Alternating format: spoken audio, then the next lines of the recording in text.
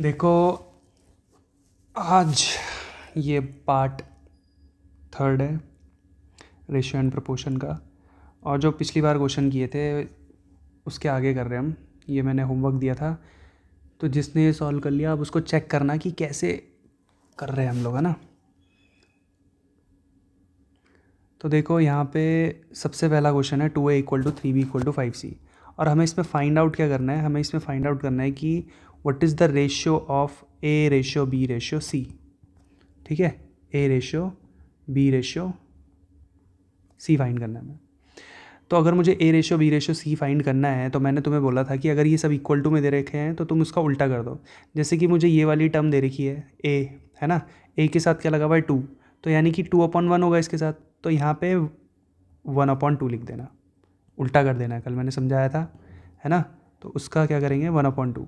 अच्छा, जिसने पुरानी वीडियो नहीं देखी होगी पहले उसको देख के आना, तभी समझ में आएगा ये वाला। सेकंड है b, है ना, तो b के साथ क्या लिखा हुआ है 3, तो इसको क्या कर देंगे हम, 3/1 है, तो इसको उल्टा कर देंगे तो कितना आ जाएगा 1/3। अच्छा, याद रखना जिसके नीचे कुछ नहीं होता उसके नीचे 1 होता है, ठीक है। अगला है क्वेश्चन मेरा 5c, तो इसमें 5 है तो 5/1 होगा, तो इसका उल्टा कितना हो जाएगा 1/5। ठीक है, समझ में आ रहा है। तो इसके बाद अब देखो, रेशियो तो आ गए मगर ये थोड़ी गलत फॉर्म है, तो इसलिए मैंने क्या बोला, इसको हम इंटू करेंगे किससे, इनके एलसीएम से। तो इनका एलसीएम कितना आएगा, मैंने तुम्हें बताया था जब भी नीचे ऐसे नंबर हो जो को प्राइम हो तो उनका एलसीएम क्या आता है, जैसे 2 है, 3 और 5 है, इनमें कुछ कॉमन नहीं है आपस में, है ना, तो इनका एलसीएम क्या आएगा, इनका प्रोडक्ट। तो 2 3 या 6 और 6 5 जा 30, तो इनका एलसीएम कितना है 30। तो हमें किससे इंटू करना चाहिए इन सब नंबरों को, 30 से, तो एलसीएम आ गया 30, तो इन सबको हम 30 से इंटू करेंगे। ठीक है, तो पहले है 1/2, इसको भी इंटू करो 30 से, फिर है 1/3, इसको भी इंटू करो 30 से, फिर है 1/5, इसको भी इंटू करो 30 से। तो अगर मैं 1/2 को 30 से इंटू करूँ तो कितना आएगा मेरा आंसर 15, तो यहाँ पे लिख दिया मैंने 15। 3 को 10 से इंटू करूँ, ओ सॉरी 1/3 को अगर मैं 30 से इंटू करूँ तो आएगा मेरा 10। 1/5 को अगर मैं 30 से इंटू करूँ तो आएगा मेरा 5 6 जा 30, तो मेरा आंसर आ गया 15:10:6। अच्छा, आंसर आने के बाद चेक करो कि इनमें कुछ कॉमन तो नहीं है, कुछ भी कॉमन नहीं है, तो आंसर मेरा करेक्ट है। अगला क्वेश्चन है मेरा 7a = 2b = 3c। तो 7a बोला है तो यानी कि 7/1 होगा, मगर यहाँ पे उल्टा लिखेंगे उसका, कितना 1/7। ठीक है, इक्वल टू कितना बोला 2b, यानी कि b के साथ कौन है 2, तो यानी कि 2/1 होगा, मगर इसका उल्टा लिखना हमें, तो इसका उल्टा क्या होगा 1/2। ठीक है, अगला है हमारा 3c, है ना, तो 3 का उल्टा यानी कि 3/1 है, तो इसका उल्टा कितना होगा 1/3, तो यहाँ लिख दिया 1/3। बस ये आ तो गया रेशियो हमारा, मगर ये गलत फॉर्म में है, तो इसलिए इसको इंटू करेंगे हम इनके एलसीएम से। तो नीचे नंबर क्या क्या है मेरे, मेरे नंबर है 7 2 और 3, इनमें कुछ भी कॉमन नहीं है ना, तो इनका एलसीएम कितना होगा, जितना इनका प्रोडक्ट आएगा। तो 7 2 और 3 का प्रोडक्ट कितना आ रहा है, 7 2 जा 14 और 14 3 जा 42। ठीक है, तो यहाँ पे हम एलसीएम कितना रखेंगे 42। अब मैं 1/7 को इंटू करूँगा पहले 42 से, फिर 1/2 को इंटू करूँगा मैं 42 से, फिर 1/3 को इंटू करूँगा मैं 42 से, तो 7 6 जा 42 और 6 1 जा 6। अगला है मेरा 2 2 जा 4, 2 1 जा 2 और 21 इंटू 1 कितना आएगा 21। 3 1 जा 3, 3 4 जा 12, 14 1 जा 14। इनमें कुछ कॉमन तो नहीं है, जैसे इसके अंदर 3 और 2 है, इसके अंदर क्या है 3 और 7, 3 7 जा 21, इसके अंदर क्या है 2 इंटू 7। तो क्या 3 सब में है, नहीं है, इसमें तो है मगर इसमें है ही नहीं। 2 सब में है क्या, नहीं है, तो इसीलिए आंसर यही है हमारा। ठीक है, अगर कॉमन होता तो मेरे को काटनी पड़ती सारी चीज़ें, ठीक है, मगर अभी तो कॉमन कुछ भी नहीं था तो इसलिए कुछ नहीं काटना पड़ा, तो आंसर मेरा सही आ गया। तो ये मेरा आंसर है। ठीक है, अगला क्वेश्चन, ठीक है, टाइप चेंज हो चुका है, थोड़े से हार्ड टाइप आ गए, हार्ड मतलब सिंपल ही है मगर थोड़ा सा पिछली वालों से थोड़ा हार्ड है। अब वर्ड प्रॉब्लम है थोड़ी सी, ठीक है। तो पहला क्वेश्चन इसमें बोला है 2 numbers are in the ratio, मतलब 2 नंबर दे तो रखे हैं मगर रेशियो में दे रखे हैं। ठीक है, समझो नंबर था कितना 200 और 300, तो इनका रेशियो कितना आ रहा है, काटो इसको, काटो पीटो, तो 0 से 0 गए दोनों, तो कितना आया मेरा 2 और 3। अगर यही मैंने 2000 और 3000 दिया होता तो कितना आता मेरा रेशियो, तब भी मेरा वही आता, 0 से एक 0, दूसरे 0 से दूसरा 0, तीसरे 0 से तीसरा 0, तो कितना आया 2:3।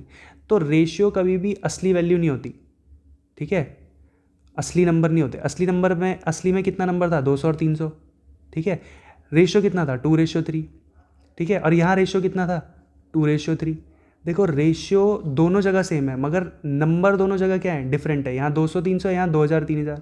तो रेशियो से हम ये नहीं बता सकते कि नंबर क्या होगा, समझ रहे हो, मतलब रियल वैल्यू नहीं पता चलेगी हमको। ठीक है, रियल वैल्यू जाननी है तो रियल वैल्यू जानने के लिए मुझे रियल वैल्यू गिवन भी होनी चाहिए, कुछ ना कुछ रियल गिवन होना चाहिए। जैसे कि यहाँ पे रियल क्या गिवन है, 500, ये क्या है, सम है इनका।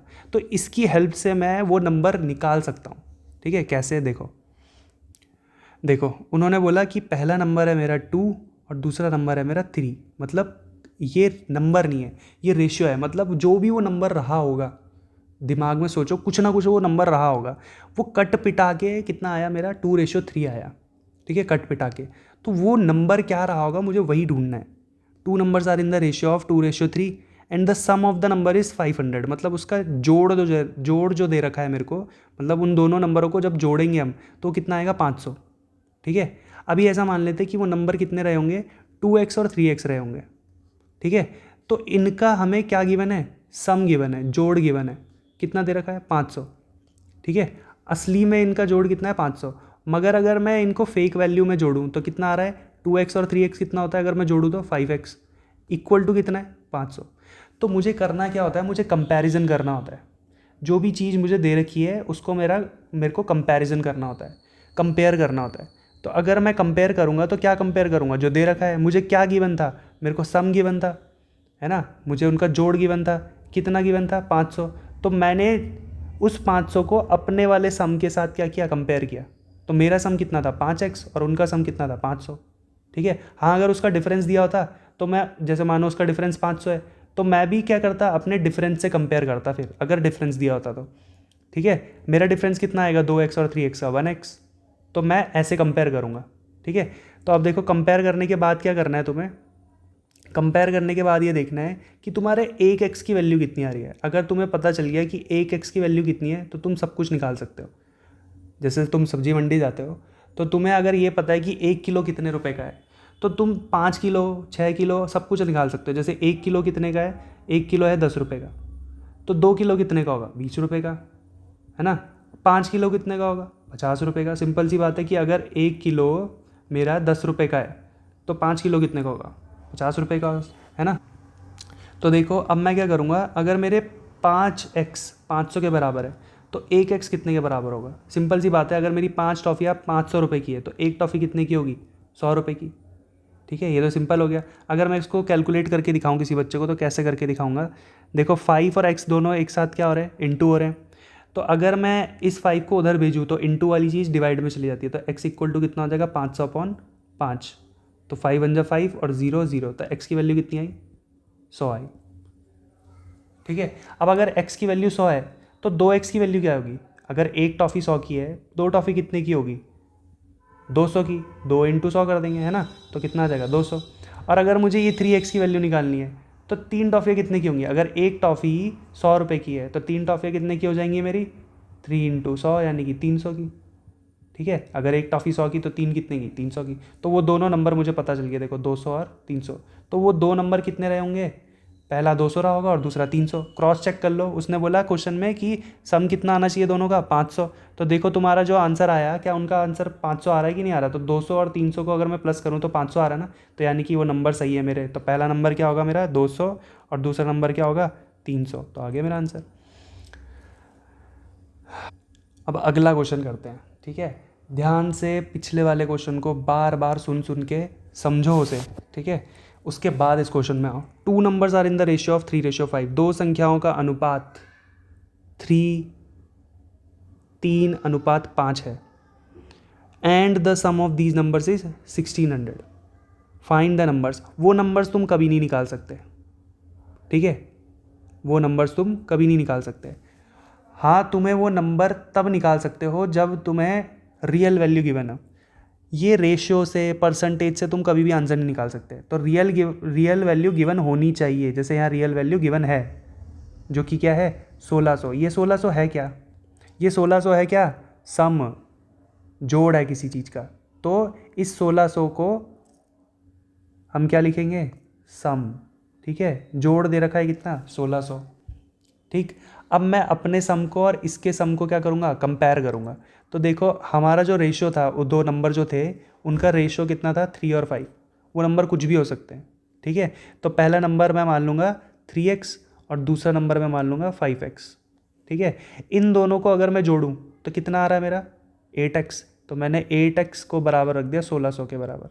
क्यों, क्योंकि ये भी सम था और ये 8x भी सम था, ठीक है। तो दोनों को मैंने क्या कर दिया, एक दूसरे के साथ कंपेयर कर दिया। कंपेयर करने के बाद पता चला कि 8 टॉफ़ियाँ 1600 की है, तो एक टॉफ़ी कितने की होगी, 200 की होगी। सिंपल सी बात है। अगर नहीं आता बच्चों की तरह करना है तो बच्चों की तरह भी कर सकते हैं। 8 इंटू एक्स है यहाँ पे, तो जब उधर जाएगा तो क्या हो जाएगा, डिवाइड हो जाएगा। तो x इक्वल टू 1600 के नीचे 8 आ जाएगा, ठीक है। तो x की वैल्यू कितनी आ जाएगी, 200। अगर एक x की वैल्यू 200 है, अगर एक टॉफ़ी 200 की है, तो तीन टॉफ़ियाँ कितने की हो जाएंगी, 600 की। 200 से ही तो इंटू करना है, तो 3 को अगर मैं 200 से इंटू करूँ तो कितना आएगा, 600। और अगर मैं 5 को 200 से इंटू करूँ तो कितना आएगा मेरा, 1000। क्योंकि एक टॉफ़ी अगर 200 की तो 5 टॉफ़ियाँ कितने की, 1000 की। तो सिंपल यही तो पूछा था कि भाई दोनों नंबर क्या होंगे, वो दो संख्याएं क्या होंगी वो ज्ञात करना था हमें। तो पहली संख्या क्या है मेरी, 600, और दूसरी संख्या क्या है मेरी, 1000, ठीक है।